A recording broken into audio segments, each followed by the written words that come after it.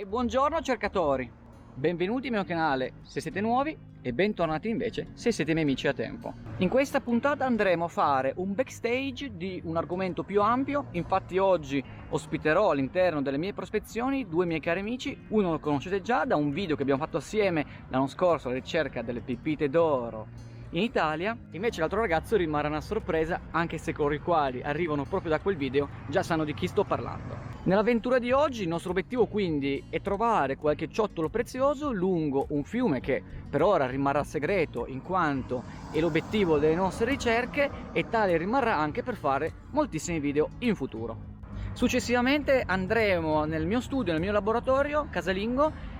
Taglieremo alcuni di questi ciottoli, soprattutto quelli con un colore migliore e trasparenti, o almeno con caratteristiche diciamo performanti e soggettivamente molto interessanti. E l'obiettivo è farne un gioiello che rimarrà ai miei amici. Eccoli qua, Matteo. Ciao. Piacere. Ah, bello. Ciao Luca. Com'è? Tutto Bene, bene.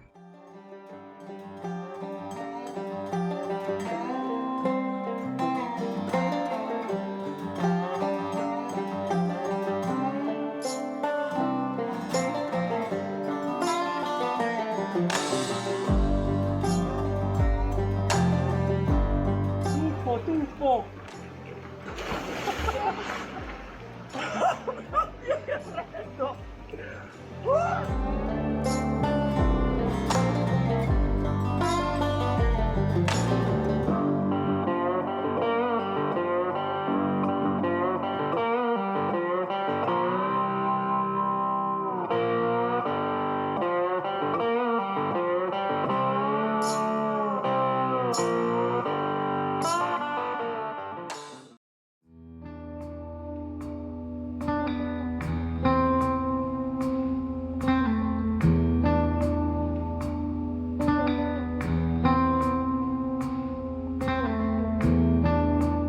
Signori, siamo arrivati a Valenza, adesso andiamo dritti per dritti verso la premiazione. Vediamo un po' che cosa succede.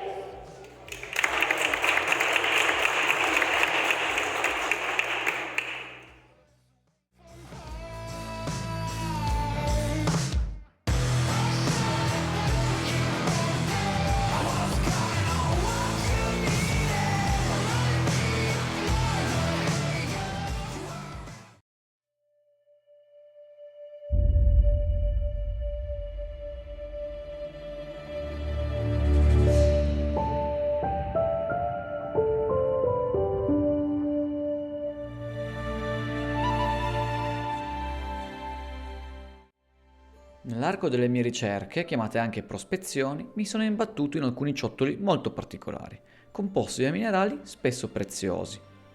Questi ciottoli si possono raccogliere lungo gli alvei dei fiumi. Io principalmente opero in Piemonte e nell'arco di questo video e questo episodio, cioè di questa avventura, ho accompagnato i miei amici Luca e Sasha alla ricerca di questi ciottoli preziosi.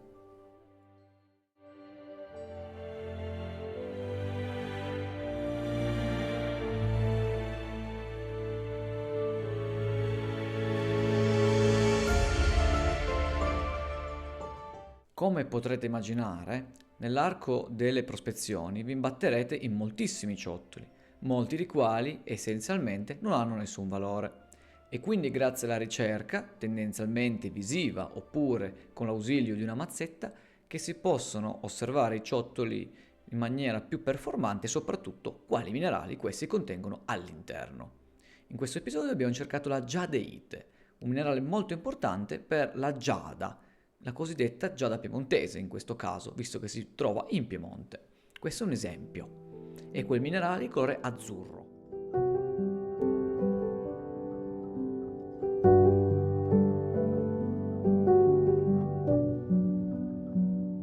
Associata alla ricerca sul campo vi è anche tutta una fase di lavorazione in cui vanno a essere saggiati i ciottoli, in sostanza si cerca di comprendere quali minerali sono presenti all'interno e la loro disposizione spaziale. Questa invece è la caboscionatrice, una macchina che sfrutta dei dischi diamantati chiamati anche mole, le quali ci permetteranno non solo di sbozzare gli oggetti tendenzialmente verso fino alla fase finale, bensì anche di levigarli e infine lucidarli per ottenere dei gioielli. Questa invece è una taglierina di precisione.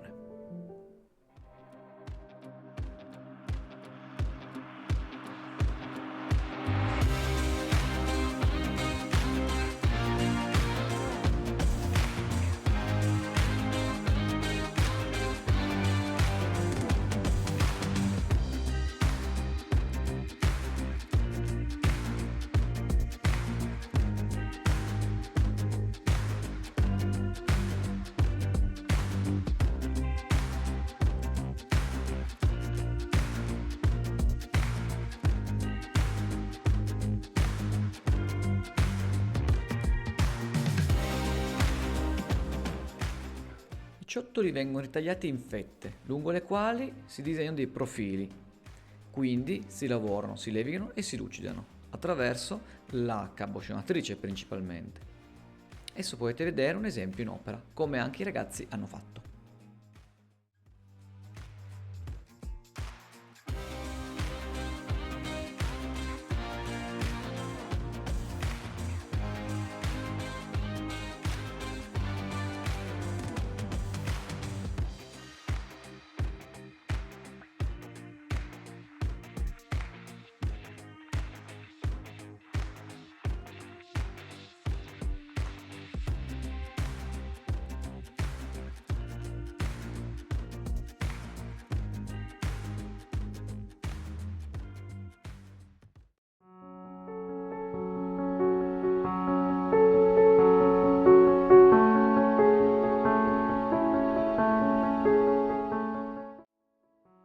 La tecnologia della stampa 3D è una tecnologia molto interessante per il mondo dell'oreficeria, soprattutto perché è possibile prototipare i gioielli.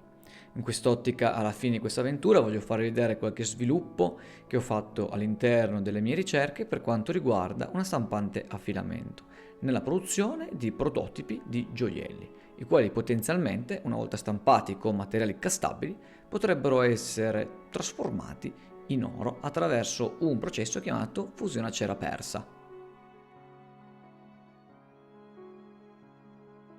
Inoltre ringrazio sia Luca che Sasha per la fantastica avventura e arrivederci a presto. Andate anche a spulciare i loro canali e relativi video di questa esperienza.